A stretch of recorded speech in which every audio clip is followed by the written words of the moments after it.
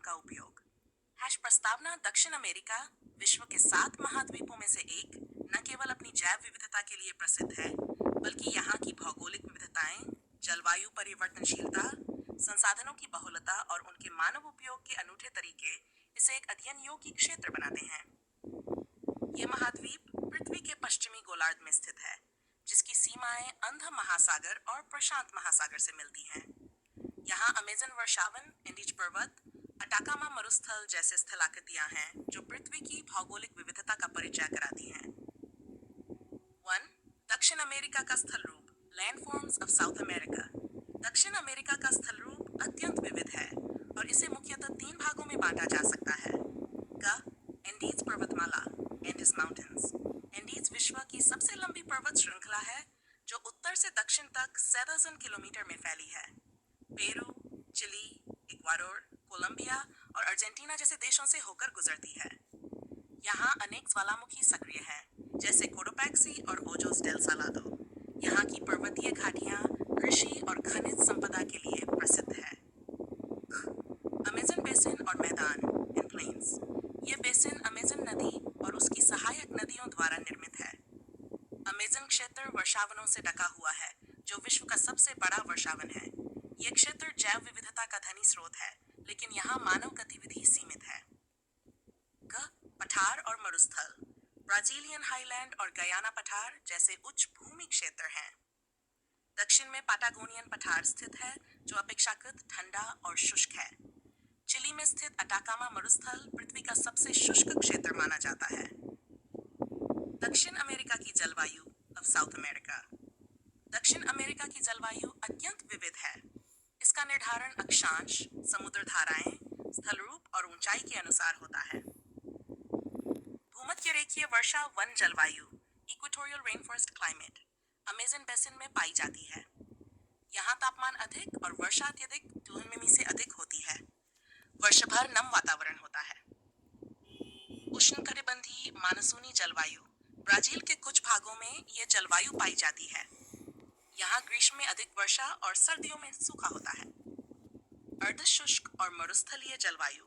Atacama मरुस्थल और Argentina का पाम्पास क्षेत्र इस श्रेणी में आता है। वर्षा अत्यंत कम होती है, जिससे वनस्पति न्यूनतम होती है।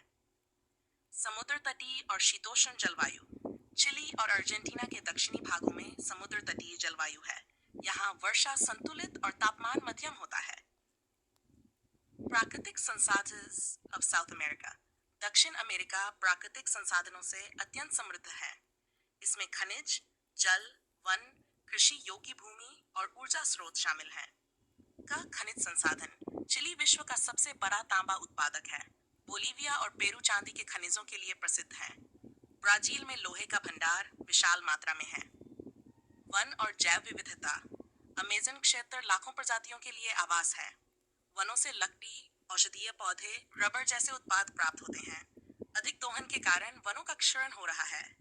जल संसाधन। अमेजन, पाराना, ओरिनोको जैसी नदियां ऊर्जा, सिंचाई और यातायात के लिए उपयोगी हैं। हाइड्रो इलेक्ट्रिक पावर का उत्पादन बड़े पैमाने पर होता है, जैसे ब्राजील का इटाइपू बांध। कृषि संसाधन। कॉफी, सोयाबीन, गन्ना, गेहूं, मकई और अंगूर जैसे प्रमुख फसलें उगाई जाती हैं। ब्राजील कॉफी का सबसे बड़ा निर्यातक है। 4. संसाधनों का उपयोग, यूटिलाइजेशन ऑफ रिसोर्सेज। दक्षिण अमेरिका में प्राकृतिक संसाधनों का उपयोग विविध रूपों में होता है। कृषि और पशुपालन। अर्जेंटीना का पाम्पास क्षेत्र अनाज उत्पादन और पशुपालन के लिए विख्यात है। ब्राजील में उन्नत कृषि तकनीक अपनाई गई है, जैसे जीएम फसलों का प्रयोग। उद्योग और खनन। खनिजों के आधार पर चिली, ब्राजील और पेरू में भारी उद्योग विकसित हुए हैं। लौह अयस्क, तांबा और बॉक्साइट के परिष्करण संयंत्र कार्यरत हैं। ऊर्जा उत्पादन। नदियों पर बांध बनाकर जल विद्युत उत्पादन किया जाता है। ब्राजील और वेनेजुएला जैसे देश ऊर्जा निर्यातक भी हैं। पर्यटन और पारिस्थितिकीय सेवाएं। अमेजन रेन फॉरेस्ट, गैलापागोस द्वीप, एंडीज पर्वत, पेरू का माचू पिच्चू पर्यटन केंद्र हैं। जैव विविधता और पारिस्थितिक सेवाएं पर्यावरण संतुलन के लिए महत्वपूर्ण हैं। संसाधनों के उपयोग की चुनौतियां।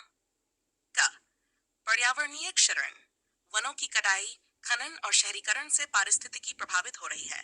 अमेज़न जंगलों में आग और वनों की अंधाधुंध कटाई चिंता का विषय है। क- सामाजिक असमानता, संसाधनों का लाभ कुछ विशेष वर्गों तक सीमित है। आदिवासी समुदायों को विस्थापन और आजीविका की समस्या हो रही है।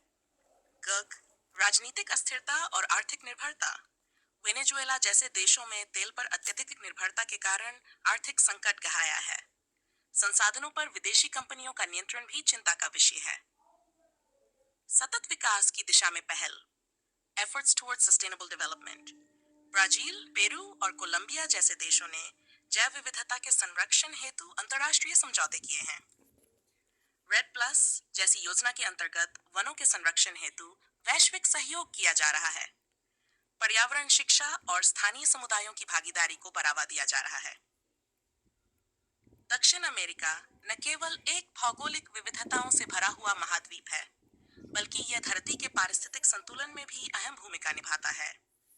अमेज़न की हरियाली से लेकर एंडीज की चोटियों तक यहाँ के संसाधनों का दोहन यदि संतुलित और सतत तरीके से हो, तो यह महाद्वीप समृद्धि और पारिस्थितिक संतुलन दोनों में विश्व का पथ प्रदर्शक बन सकता है। चुनौती यह है कि संसाधनों के उपयोग में विकास और संरक्षण के बीच सामंजस्य बनाया जाए।